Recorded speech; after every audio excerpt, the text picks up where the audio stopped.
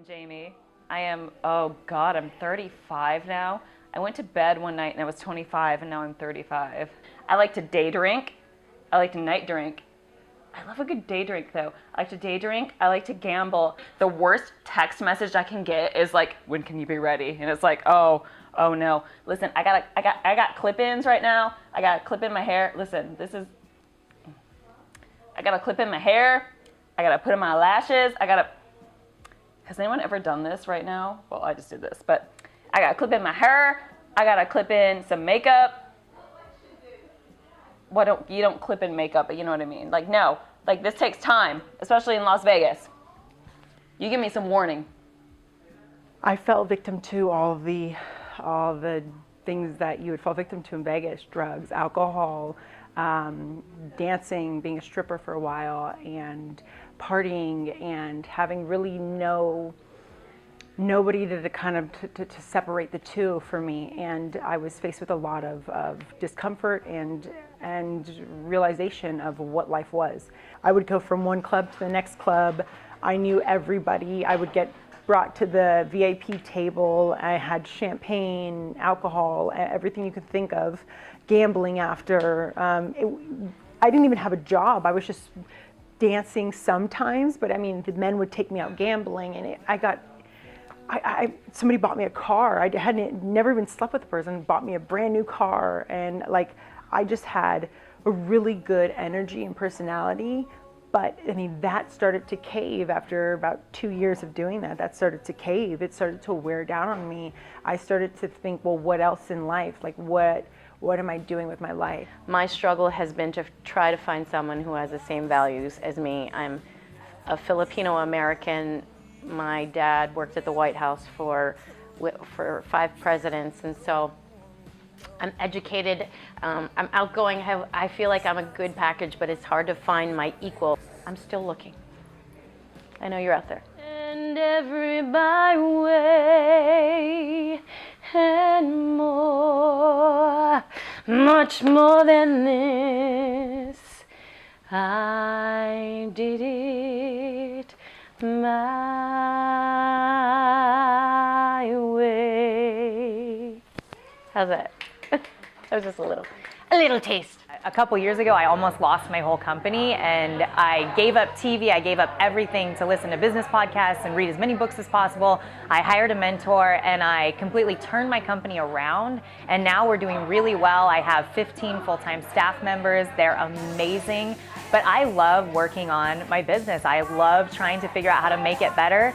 And I also love working out. So I compete in CrossFit and I compete in obstacle racing, and I am completely addicted to working out. But back in the day, I was 65 pounds heavier and I was addicted to food. So I'm Julie, I am a food addict. We had a lot of members at the festival where the October shooting happened, and we had members the next week that would run crying out of the class because running reminded them of running away from the shooting. It definitely affected my members in a major way, but it also bonded the town, and then having the Vegas Golden Knights come in after and just do so well. I really feel like for the first time, we're a community that does have a brand and a unity, and we are Vegas strong. I am engaged to a wonderful gentleman named Matt. He's a mechanical engineer and a Marine, super feet. But I also have a boyfriend named Jack. And yes, they know about each other. They get along. There's no freaky threesomes going on, at least not with the 2 guys. But yeah, I'm polyamorous. So everybody is well aware, very open. I would like to have a girlfriend, but I don't think it's fair at the time because I don't know if I'd have enough time to dedicate towards her and, you know, be really dating her. So now it's just the fiance and the boyfriend. My favorite band is actually Hanson. I know, yes, everyone says that. There's more than Mbop. They have 6 albums, thank you very much, and they have about 3 or 4 kids each. They come to Vegas. I never miss a show, and they're the only band I've traveled to see. So thank you, I like Hanson. I do got this one because where else are you gonna find inner peace but right between these? Just saying. I'm tranquil right there, yes. We're real people. We have lives. We don't all live in casinos, which is the weirdest thing I've ever heard. If we lived in casinos, where would y'all stay? Like, really think about it. Anything else I want to say? I mean, finishing touch, it'd be great. Not really. Oh, Manson and Hanson. It's a sign. Yes, that's a sign right there. Hi, Zach. Pregnant with my son when I was 18 and moved back to Seattle. Got married at 20, had my daughter at 23, got separated at 25 and divorced at 26. Then I became a single mom and I moved to Vegas with my kids when I was 30 and met my ex-fiance when I was 31. We were engaged for about 6 years. Unfortunately, when I was pregnant with his child this past year, I found out that he was cheating on me, and we had a stillborn at around 6.5 months. I was in labor for 17 hours and delivered, and my baby looked perfect, looked like I could take her home. Unfortunately, she wasn't alive, and work got me through, but I'm not all the way through. It's a journey, and you know, I have days where I cry, like I cried yesterday, and it's just something that is going to, I think, stick with me forever and be a wound that I will just have to live with. Everybody just thinks when you come here to Vegas, it's the strips, and it's the nightclubs, it's the gambling, it's the prostitutes, you know. And but it's not. It's not. There's people who go to church. I go to church every Sunday. Well, not every Sunday. I wish I did, but I don't go every Sunday. And what makes me mad about a man is I'm a very jealous woman. Oh my God, I can't even tell you. My man even looks the wrong way, I will hit him. I will hit him. And if you disrespect me, if you don't call me when I expect you to call me, if you don't text me when you say you're going to text me, I will get mad at you wherever you're at. I have no reservations. I fear nobody, basically. It's crazy. I'm still a little crazy. I was just in a relationship that I broke up with, and I let him have a piece of my mind at work. We were dating at work. And he's, can you not do this? I said, no, you should have thought about that before you dated somebody at work. How about that? I love Mexican food, I love Asian food. I will try, right now Bulgarian's really hot for me. And but I like Asian cuisine. I'm gonna say Thai food is the best, then Japanese, then Chinese, and then so forth. You got your Filipino and all that other stuff. And then there's the Mexican cuisine and Italians. Italian. Italian's not my favorite too much, but I do like my Mexican and Asian. I'm always in Chinatown. It's a place here in Las Vegas, and I can tell you every restaurant that's there and where to go for Korean barbecue, where to go for pho, where to go for your Japanese tapas. Oh my God, I love food. One time I'm looking at Instagram picture and I see this man on my feed and I'm like, oh, he's hot. And I clicked on it, but then I noticed he was holding a plate of food and I was like, oh my God, what are you holding? It was like a steak with some vegetables or something. And I drew to the food and I was like, shit, Monica, you like food so much. I forgot about the muscular man around the plate of food. I was like, oh my God. I was like licking my lips for the food. I was like, give me that.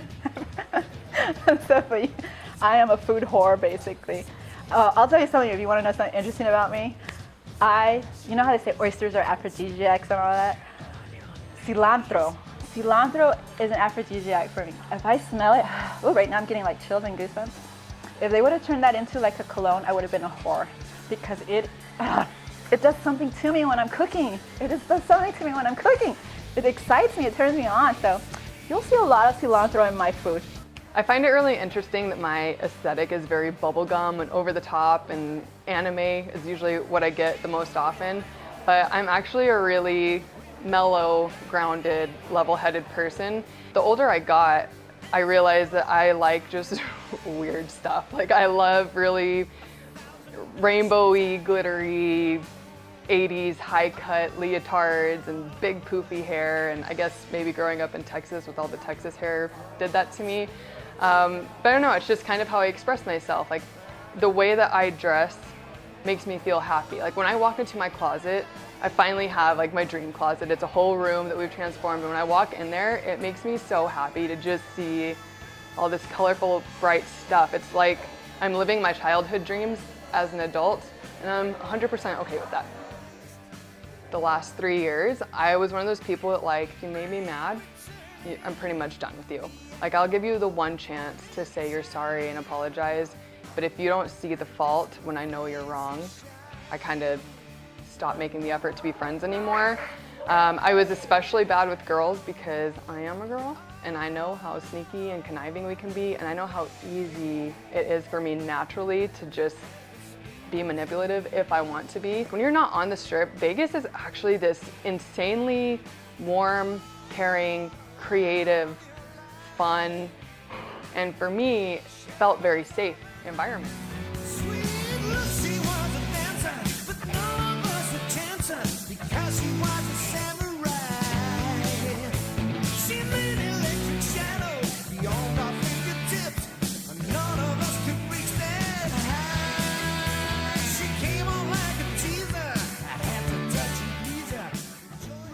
I really want to see the Vixens show happen because I would watch it.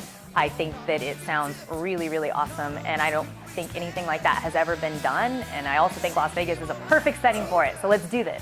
Make it awesome.